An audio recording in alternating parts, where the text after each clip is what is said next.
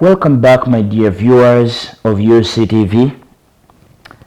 We continue with our sacraments. We have so far done the sacraments of a Christian initiation, baptism, confirmation, and Eucharist. Yesterday we looked at the sacraments of healing, that is penance, reconciliation, and also the sacrament of the anointing of the sick. Today, directly we go to the Sacraments of Mission, sacraments at the service of communion. The two sacraments are the Holy Orders and Matrimony. Holy Orders.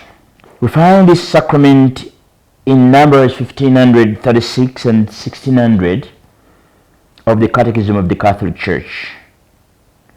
This sacrament is the one through which the mission entrusted by Jesus Christ to his apostles continues to be exercised in the church until the end of time. It confers a sacred power for the service of the faithful. We have 3 degrees of priesthood. This is a sacrament of priesthood, the Holy Orders. So there are 3 Holy Orders. The first one is the order of bishop or episcopate. That is the fullness of the sacrament of priesthood. A bishop is a successor to the apostles, is the teacher of the doctrine, is a priest of sacred worship and minister of governance. The second order is priest or presbyterate. A priest is a co-worker with the bishop. He is called to preach the gospel, is a shepherd. He shepherds the faithful, that is the Christians, and he celebrates divine worship, especially the Holy Eucharist, that is Mass. And the third order is the diaconate or deacon. A deacon is in the third order of priesthood. He is ordained for service. Diakonia, this is a Greek word that means service, and in Hebrew it would be heaven. Service, diakon.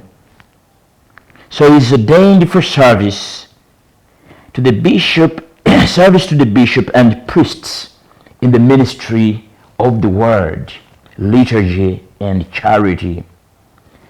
What does the sacrament of Holy Orders do? It confers an indelible spiritual mark or character on the soul. And that means once ordained priest, you die a priest. It's a door of no return. One becomes a priest and dies a priest because it's a sacrament that confers on a person an indelible mark or character. The sacrament of all orders confers the grace. It confers grace specific to the office of priesthood, of course. That is, for example, it strengthens the person, this man, to preach, to administer sacraments, and to shepherd God's people. Who are the recipients?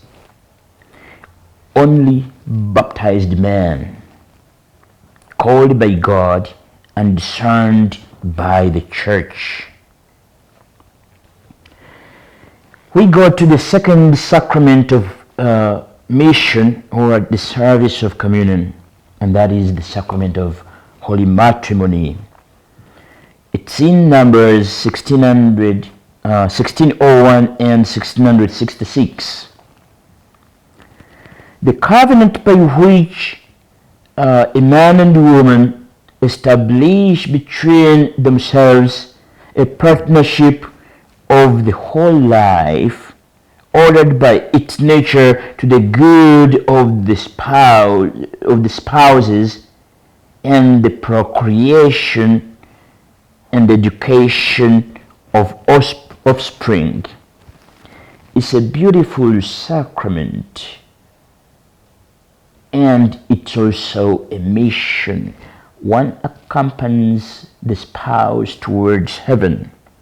It's a mission that must be fulfilled. It's a sacrament which one receives and must keep, must protect until death.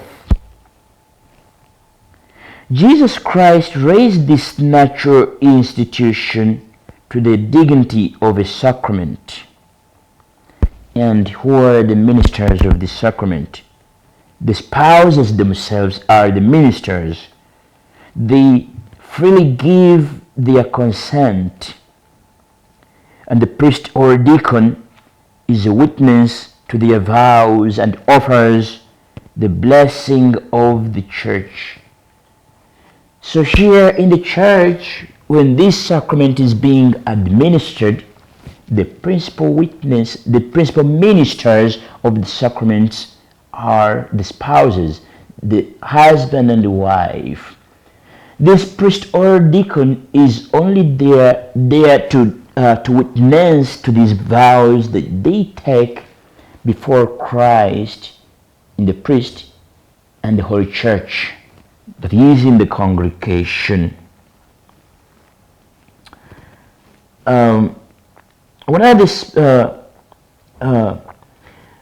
The priest or deacon, as I've said, witnesses to the vows of these spouses and offers the blessing of the church. The priest also blesses this marriage. The essential properties are unity. We have properties, and these are unity. One man and one woman, not one man and two or several women, no. It's one man, one woman. Another property is indissolubility.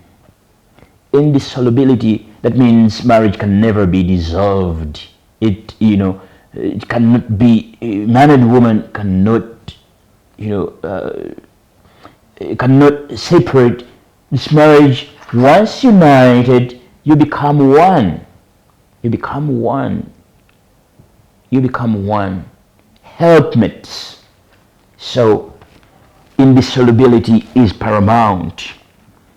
This means a bond that cannot be broken by any human power, lasting until death.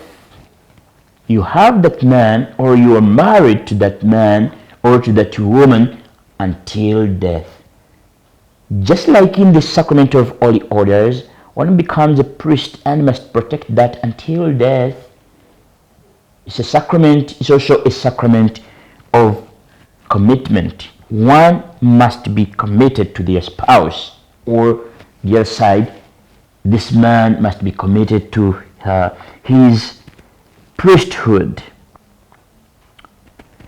The good of the spouses, that is mutual love, support, and fidelity.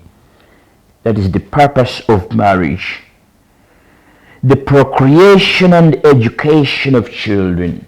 These two people are expected to give birth and also to educate their children in everything that is necessary to their lives.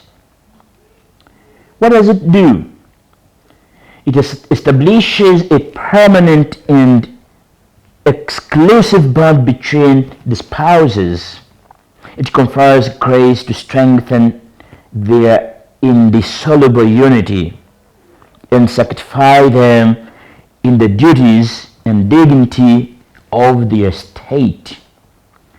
It also helps them to cooperate with God in raising children in the faith.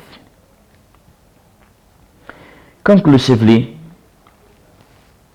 the sacramental, I will give you a sacramental summary or life summary. Holy Orders provides the necessary leadership and spiritual guidance for the Church, while matrimony sanctifies the family, the fundamental cell of society. The family is the first society, the smallest unity, yes, of the society and the Church. Both are vital for the communion of the faithful. The sacraments as pathways to grace. Here we say that all the 7 sacraments are vital. They are vital channels of God's grace. God's grace flows through these sacraments and we receive it, accompanying us through the crucial moments of our lives, from birth to death, enabling us to grow in holiness and fulfill our Christian vocation. So these sacraments are very important. They accompany us on our journey, the journey of faith from birth to death. What do we have to do? I encourage everyone to deepen their understanding of the sacraments and actively participate in the sacramental life of the Church. And finally, I can say that we are done with these sacraments. Thank you for joining us on UCTV for the series on the sacraments. May God bless you. May God always protect you. May your guardian angel be with you and guide you on how to live your Christian life.